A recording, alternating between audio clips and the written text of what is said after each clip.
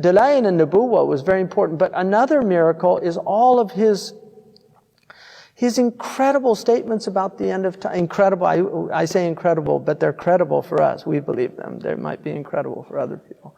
Because incredible means unbelievable, but we believe them. But I'm using it hyperbolically. So anyway, the Prophet ﷺ told us, who told the Prophet that the buildings in Mecca would reach the tips of the mountains? Like, who could have imagined that in the 7th century, to have skyscrapers that reached the tips of the mountains? Who told the Prophet ﷺ that the mountains of Mecca would have tunnels? إِذَا بُعِجَتْ كَظَائِمُ مَكَّةَ. I mean, it's in a hadith. When the mountains of Mecca, when the base is drilled open, bu'ijat means to like pierce, right? So who told the Prophet ﷺ that? Who told the Prophet ﷺ that women would wear spandex towards the latter days?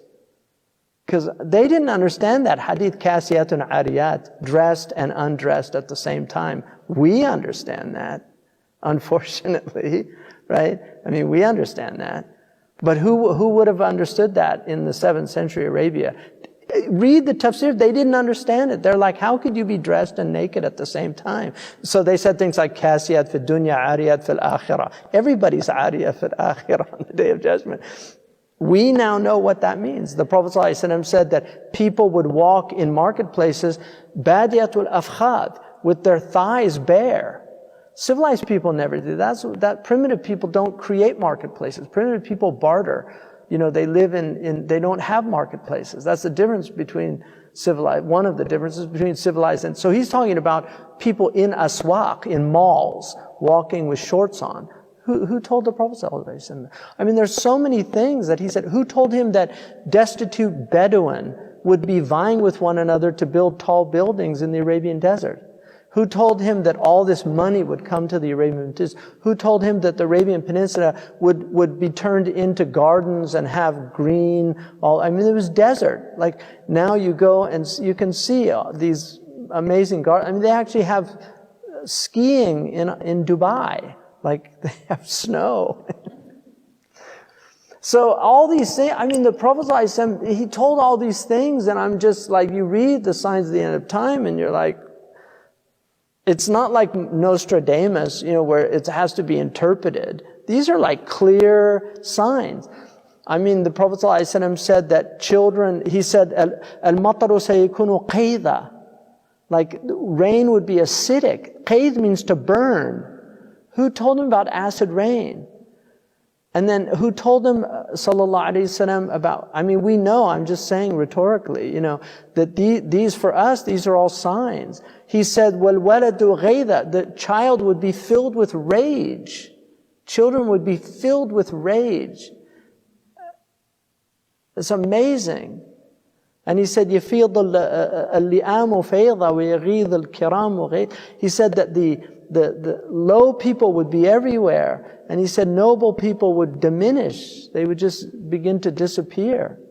He said, how will you be when you're amongst the leftovers of humanity? Like the party's over. It's all the crumbs and the scraps. I mean, just look how people dress. Look how people have always dressed nobly throughout human history. Nobody ever dressed like modern people. Nobody in history. Romans had togas.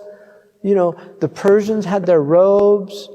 You know, all these people, I mean, even native peoples had their feathers and because they knew, they had some sense of what human beings are. Now people walking out, they walk around they pay hundreds of dollars for rags.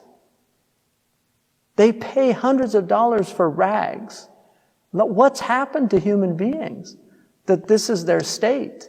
I mean, you have to marvel at the leftovers. It's just amazing. But there were days, I mean, look, there were days when heroes walked the earth. Like now, they want to, every hero they just have to tear down. Everybody of any distinction, they have to tear them down. They have to destroy them. They have to expose them, show how they're just like everybody else. There's nothing special about them. You know, this is a sickness of people. It's all this leveling. And you know, there were great people, and I've sat with sanctified souls. I know it. I've been in their company. I've been in their presence. I've felt their hal, you know. So these are real. They're real.